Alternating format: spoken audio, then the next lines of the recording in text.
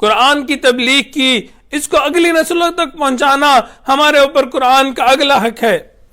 آپ اگر نہیں پہنچا سکتے، آپ نہیں پڑھا سکتے، آپ نہیں پڑھ سکتے، آپ کسی طرح اس طریقے کے اندر حصہ لے لیں، اس کام کے اندر حصہ لے لیں، قرآن کی تبلیغ میں، قرآن کی ترویج و اشاعت میں۔ آپ مدارس کے ساتھ تعاون کر سکتے ہیں، آپ اہل مدارس کے ساتھ، قراء کے ساتھ، حفاظ کے ساتھ تعاون کر سکتے ہیں۔ اس طریقے سے قرآن کی تبلیغ میں آپ کو بھی اپنا حصہ مل سکتا ہے۔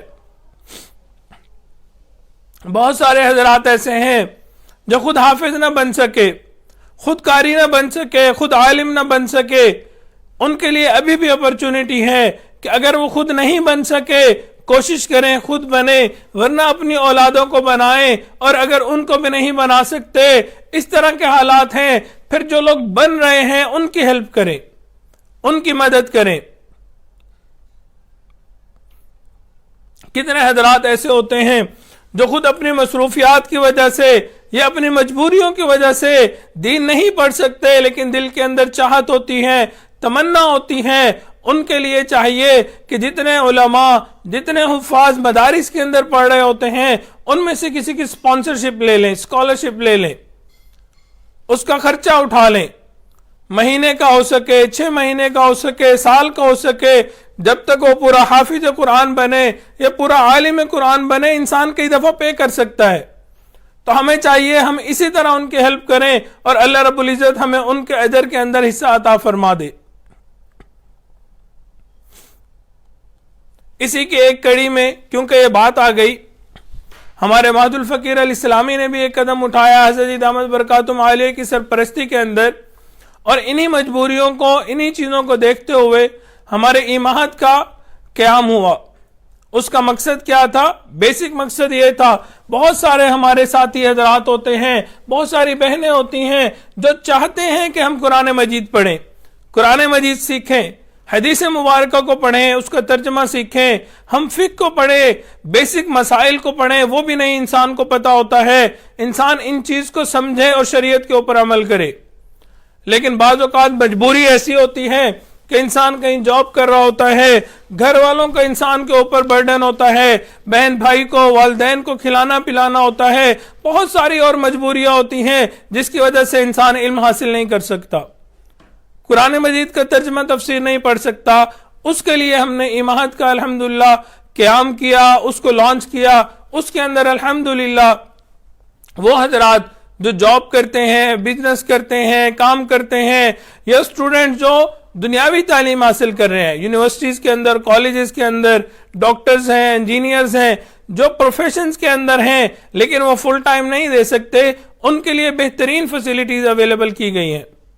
ان کے بعد بہترین اپرچونٹی ہے کہ وہ اس چیز کو اویل کریں، اور الحمدللہ آج کل ہمارے ایماہت کے ایڈمیشن بھی اوپن ہیں۔ جو حضرات عالم بننا چاہتے ہیں ان کے لیے، مردوں کے لیے 8 سال کا کورس، عورتوں کے لیے 6 سال کا کورس، انگلش میں عورتوں کے لیے 4 سال کا کورس ہے۔ جو اس کو پڑھنا چاہتے ہیں وہ آن لائن اس کو پڑھ سکتے ہیں۔ ہفتے میں 3 دن 4 دن مختلف گھنٹوں کے لیے کلاسز ہوتی ہیں، اور اگر انسان لائیو کلاس نہیں اٹینڈ کر سکتا تو ریکارڈنگ اویلیبل ہوتی ہے۔ انسان جب بھی فارغ ہو ریکارڈنگ سنے، استاد پڑھا رہا ہے، سن رہا ہے، جب کوئی سوال آئے، جب استاد کی کسی ایک لائیو لیکچر کے اندر جا کے انسان استاد سے سوال کر سکتا ہے۔ پھر جو لوگ اتنا وقت بھی نہیں دے سکتے ان کے لیے پھر بیسک کرنے کے لیے ایک فاؤنڈیشن کورس لانچ کیا گیا کہ سال کا کورس ہو، 2 سال کا کورس ہو، تاکہ وہ لوگ جو پورا وقت نہیں دے سکتے وہ بیسک کم از کم سیکھ لیں، قرآن مجید کا ترجمہ سیکھ لیں، حدیث مبارکہ سیکھ لیں، ان کا ترجمہ پڑھ لیں، کچھ بیسک مسائل پڑھ لیں، کم از کم ہمیں دین کے بیسک کی تو سمجھ آ جائے۔ الحمدللہ فاؤنڈیشن کے نام سے کورس لانچ کیا گیا، مردوں کے لیے بھی ہے، خواتین کے لیے بھی ہے، اردو میں بھی ہے، انگلش میں بھی ہے، میلز کے لیے بھی، فیمیلز کے لیے بھی، دونوں میں، دونوں لینگویجز کے اندر اویلیبل ہے۔ تو الحمدللہ یہ بہترین اپرچونٹی ہے کہ اس وقت میں ہم ایماہت کے اندر آئیں، جوائن کریں، اور اپنے آپ کو دین کے ساتھ آشنا کریں اور اپنی اولادوں کو دین کے ساتھ جوڑیں۔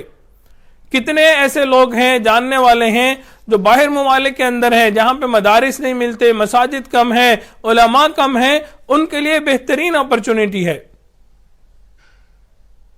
ہمیں چاہیے کہ ہم خود حافظ بنے، عالم بنے، خود نہیں بن سکتے تو اپنی اولادوں کو بنائے، اور اگر اپنی اولادوں کو بھی نہیں بنا سکتے تو کم از کم اہل مدارس جو ہیں ان کا تعاون کرے، وہاں پہ جو طلباء ہیں ان کا تعاون کرے۔ اللہ رب العزت سے دعا ہے اللہ رب العزت ہمیں اپنے مقربین مقبول بندوں میں شامل فرمائے۔ حقیقت یہ ہے یہ مدارس اللہ رب العزت کی طرف سے ہمارے لیے نعمت عظمی ہیں۔ جن ممالک میں یہ مدارس نہیں تھے ان ممالک میں اسلام مٹ گیا، وہاں صرف اسلام کا نام باقی ہے، حلیہ بگڑ گیا۔ میں ترکی کے اندر گیا، وہاں پہ علماء نے مجھے بتایا کہ جب وہاں پہ ایک وقت آیا کہ وہاں پہ عربی کے اندر اذان دینے پہ پابندی لگا دی گئی۔ آپ لوکل زبان کے اندر اذان دے سکتے تھے، آپ جیسے ہم اذان دیتے ہیں حرم میں سنتے ہیں، اپنی مساجد میں سنتے ہیں، اس طرح اذان دینے کے اوپر پابندی لگا دی گئی تھی۔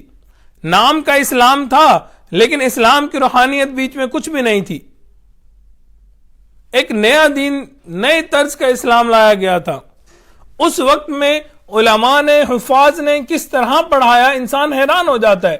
وہاں کے علماء نے مجھے بتایا کہ ہم لوگ اس وقت جو ہمارے اکابرین، ہمارے استاد تھے، وہ لوگ سفر کیا کرتے تھے، اور ہم کبھی ٹرین میں جا رہے ہیں، کبھی بس میں جا رہے ہیں، استاد بھی ہوا کرتا تھا، شاگرد بھی ہوا کرتا تھا، ایک سٹاپ سے چلتے تھے دوسرے سٹاپ جگ جاتے تھے، اس دوران آپس میں قرآن سن اور سنا لیا کرتے تھے۔ اس طرح کر کے بچوں کو حافظ اور عالم بنایا جاتا تھا۔ ہمیں اللہ کا شکر ادا کرنا چاہیے، اللہ رب العزت نے ہمیں ہمارے ملکوں کے اندر علماء دیے، مساجد دی، مدارس دی، یہ علماء دین کی خدمت کر رہے ہیں جس طرح کی خدمت کرنی چاہیے۔ یہ بھی یاد رکھیں مدارس کے ساتھ تعاون کر کے ہم مدارس کی بقا کی کوشش نہیں کر رہے ہوتے بلکہ بقا کی کوشش کر رہے ہوتے ہیں۔ حقیقت یہ ہے ہم کچھ تعاون نہیں کریں گے، اللہ رب العزت کسی اور کو متوجہ کر دے گا۔ اللہ رب العزت ہمارا محتاج نہیں، ہم اداروں کے ساتھ تعاون کر کے اپنی بقا کا انتظام کر رہے ہوتے ہیں۔ اللہ رب العزت ہم سب کو قرآن مجید کے تمام تر حقوق ادا کرنے کی توفیق عطا فرمائے۔ قرآن پر ایمان رکھنا، قرآن کو پڑھنا، قرآن کو یاد کرنا، قرآن کو یاد رکھنا، قرآن کی تعظیم کرنا، قرآن پر عمل کرنا اور قرآن کی تبلیغ کرنا، یہ چند ایک حقوق ہیں۔ ان حقوق کو ادا کیا کریں تاکہ قیامت کے دن قرآن ہمارے حق میں گواہی دے، ہمارے لیے شفاعت کرے۔ اللہ رب العزت سے دعا ہے اللہ رب العزت کل قیامت کے دن ہمیں قرآن مجید کی شفاعت عطا فرمائے۔ یہ نہ ہو کہ قرآن ہمارے خلاف مقدمہ دائر کر دے، پھر وہاں پہ اس مقدمے کو لڑنا بہت مشکل ہوگا۔